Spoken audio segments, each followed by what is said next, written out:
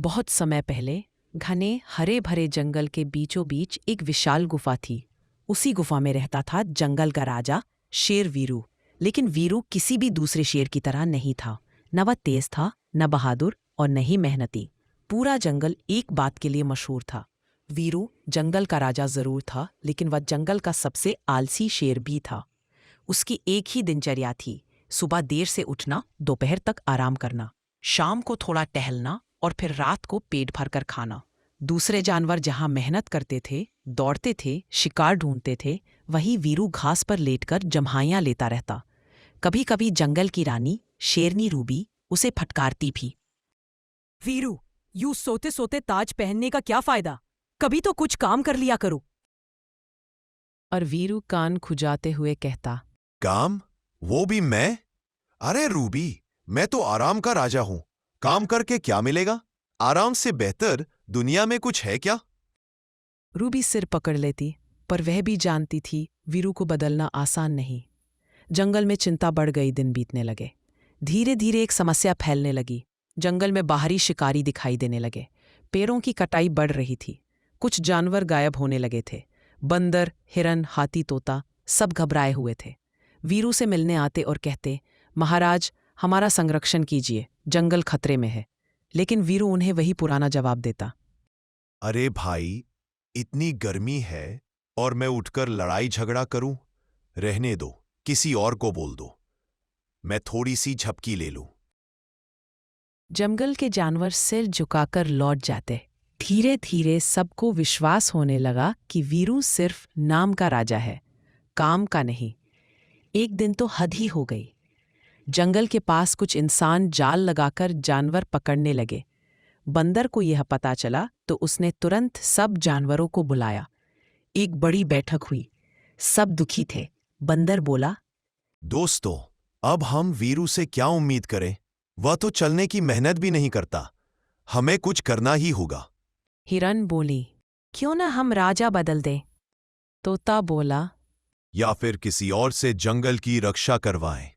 सब जानवर दुखी होकर एक दूसरे को देखने लगे।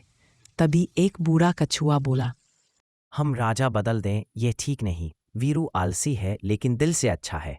अगर हम उसे सही राह दिखाएं तो वह बदल सकता है। लेकिन सवाल यही था, उसे बदले कैसे? तभी हाथी गज्जू बोला, क्यों न हम उसे थोड़ा सा डर दिखाएं। पूरे जंगल में कानाफूसी शुरू हो गई। सबने मिलकर एक योजना बनाई। वीरू को उसकी आलस का असली परिणाम दिखाने का समय आ गया था। योजना शुरू होती है अगले दिन। वीरू हमेशा की तरह गुफा के बाहर आलस से पसरा था। तभी जंगल में हलचल मच गई। बंदर चिल्लाता हुआ आया, महाराज, भूकंप आ गया। आपकी गुफा टूटने वाली है। वीरू ने आंखें खोलकर धीमी आवाज में पूछा, भूकंप? अच्छा, पर पहले मुझे उठने दो। उसी वक्त हिरन हरी दौड़ती हुई आई। महाराज, इंसानों का बड़ा सा ट्रक आपकी गुफा की तरफ आ रहा है। शायद वो आपको पकड़ने आए हैं। अब वीरू थोड़ा घबरा गया। क्या? मुझे पकड़ने? अरे मैं तो अभी उठा भी नहीं। इससे पहले कि वीरू कुछ सोचता, हाथी गज्जू अपनी भारी आवाज में बोला, महाराज, आपकी सुरक्षा के लिए हम आपको जंगल की सबसे सुरक्षित जगह ले जा रहे हैं। जल्दी उठिए। अब वीरू को मजबूरी में उठना पड़ा।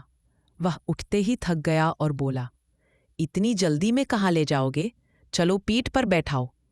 जानवरों ने परेशान होकर उसे धक्का दिया। चलो महाराज, हम सब आपकी रक्षा कर रहे हैं। आलसी वीरू को अब तेजी से चलना पड़ा। वन के घने हिस्सों से, नुकीले पत्थरों से, सूखी टहनियों के ऊपर से वह हाँफने लगा। इतना इतना चलना पड़ेगा क्या? जानवर बोले, महाराज, अगर आप नहीं दौड़ोगे तो इंसान आपको पकड़ लेगा। अब वीरू को डर लगने लगा और वो भागने लगा। धीरे धीरे, हांफते हुए, लेकिन भागने लगा। डर बढ़ता गया। योजना का दूसरा भाग शुरू हुआ। अचानक पीछे से शोर आने लगा। ढोल की आवाज, ट्रक की आवाज और इंसान जैसी पुकारे, उसे पकड़ो, उसे पकड़ो। वीरू चीख उठा। अरे ये सब मेरे पीछे क्यों पड़े हैं? बंदर बोला, महाराज, आप राजा हैं, आपको पकड़कर चिड़ियाघर ले जाएंगे। वीरू के पैरों में और जान आ गई। वह भागा दौड़ा, गुफाओं के बीच, झाड़ियों के बीच, नदी के पास से। उसे लगा उसकी जान सच में खतरे में है। कुछ देर बाद वह थक कर गिर गया। पसीने से लथपथ था, सांस फूल रही थी। उसने घबराई हुई आवाज में कहा, अब कहाँ छिपेंगे? जानवर धीरे धीरे हंसने लगे। वातावरण शांत हो गया। ढोल की आवाजें बंद हो गईं। वीरू ने हैरानी से पूछा, ये सब क्या हुआ? तभी कछुआ आगे आया और बोला, महाराज, यह डर असली नहीं था। यह सब हम जानवरों ने मिलकर किया था। वीरू चौंक गया। क्या? तुम सबने मुझे धोखा दिया? कछुआ बोला। नहीं महाराज, हमने आपको आईना दिखाया है। वीरू को सच्चाई पता चलती है। कछुए ने धीरे धीरे समझाया, महाराज, जब जंगल पर खतरा आता है, आपको सोते हुए देखकर हमें दुख होता है। हम आपको बदलना नहीं चाहते, बस ये दिखाना चाहते थे कि अगर जंगल खतरे में है और आप सोते रहेंगे तो क्या हो सकता है। वीरू नजरें झुकाकर बैठ गया। पहली बार उसे अपनी गलती समझ आई। बंदर बोला, हम आपको राजा की तरह देखना चाहते हैं महाराज, ना कि किसी सोते रहने वाले जानवर की तरह। हिरन ने कहा, अगर आप नहीं लड़ेंगे तो हमें भी डर लगेगा। वीरू चुप होकर उनकी बातें सुनता रहा। उसके अंदर कहीं छिपा हुआ साहस जागने लगा। वीरू का बदलना शुरू। अगले ही दिन वीरू जल्दी उठ गया।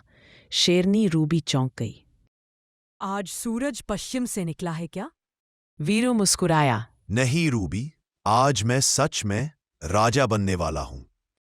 वह जंगल का निरीक्षण करने निकला। जहां पेड़ काटे जा रहे थे, वहां उसने दहाड़कर इंसानों को भगा दिया। जहां जाल लगा था, वहां उसने अपने पंजों से उसे तोड़ दिया। जानवर खुशी से चिल्लाने लगे, वाह महाराज, शाबाश वीरू। अब वीरू रोज गश्त करता, जानवरों को देखता, खतरे को दूर भगाता। वहां अब आलसी नहीं था। वहां सच में जंगल का राजा बन चुका था। कुछ महीनों बाद जंगल और भी हरा भरा हो गया। इंसान पहुंच नहीं पाते थे। हर जानवर सुरक्षित था। और वीरू, अब वह मेहनती, जागरूक और समझदार शेर बन गया था। कछुआ हंसकर अक्सर कहता, अगर हमने वह डर नहीं दिखाया होता तो आज भी महाराज सो रहे होते। वीरू मुस्कुराता, हाँ, तुम सबने मुझे राजा बनने की असली जिम्मेदारी समझाई। अब मैं कभी आलस नहीं करूंगा। पूरे जंगल में जश्न मनाया गया, क्योंकि अब जंगल के सबसे आलसी शेर ने खुद को बदलकर जंगल का सबसे बहादुर शेर बना लिया था।